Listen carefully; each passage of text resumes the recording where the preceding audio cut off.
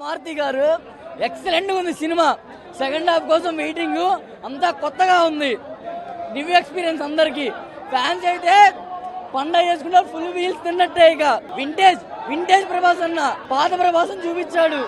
మారుతికి అయితే గుడి కట్టాలి, ఫుల్ బిల్స్ ఇచ్చాడు. మాకైతే రెబల్ ఫ్యాన్స్ కి ఫుల్ బిల్స్ ఇచ్చాడు. సంక్రాంతి పండుగ మామూలుగా ఉండదు, రాజాసాబ్తోనే స్టార్ట్. ఈ సంక్రాంతికి కోడి పందాలు అవసరంలా, ఈ పందాలు చాలు మాకు. నేను చెప్తున్నాను పచ్చిగా 3 రోజులు 1000 కోట్లు కొడతాను ఖచ్చితంగా. అలా ఉంది సినిమా. ఫస్ట్ హాఫ్ వెళ్ళను, సెకండ్ హాఫ్ చూసి చెప్తా. 3 రోజులన్నా 1000 కోట్లు ఖచ్చితంగా కొడతాను ప్రభాస్ అన్న. అదేం పక్క. ఏందిరా మీ బాధ? పుట్టలో చేపెడితే కుట్టడానికి చేయమనా రాక్షసుండి. ఇప్పుడే ఇంటర్వెల్ అయింది. ఇంటర్వెల్ అయిపోయిన తర్వాత తాత మొదలు నరాలు కట్ చేస్తాడు. ఇంటెన్స్ ప్రభాస్ చూస్తాము. ఫైట్లు మబ్బులు ఎగిరిపోతున్నాయి. మారుతానికి గుడి కొట్టపోతే చూడండి. 3 రోజులు 1000 కోట్లు కొట్టపోతే బ్రేక్ చేయబోతే అప్పుడు అడగండి. 10 days లో 2000 కోట్లు పక్క.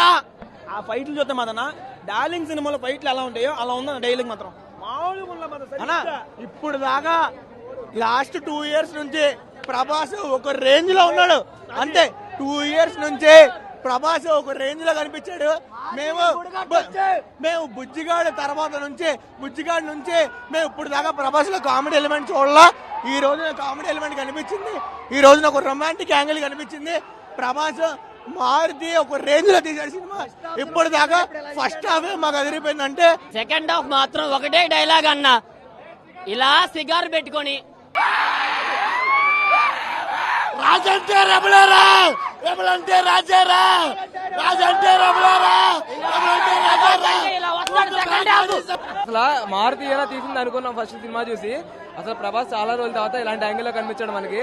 ఈ పండగ మంది పండగ పండగ ప్రతి సంక్రాంతి కల్లుళ్ళు వస్తారు, కానీ టాలీవుడ్ కి అమ్మ మొగుడొచ్చాడు.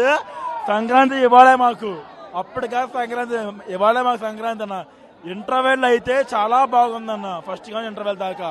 ఇంకా క్లైమాక్స్ అయితే ఇంకా అరగంట సేపు బాగుంటుంది చెప్తున్నారు. ఇంకా నెక్స్ట్ లెవెల్ అన్న సినిమా మాత్రం. వింటేజ్ డార్లింగ్ అంతే.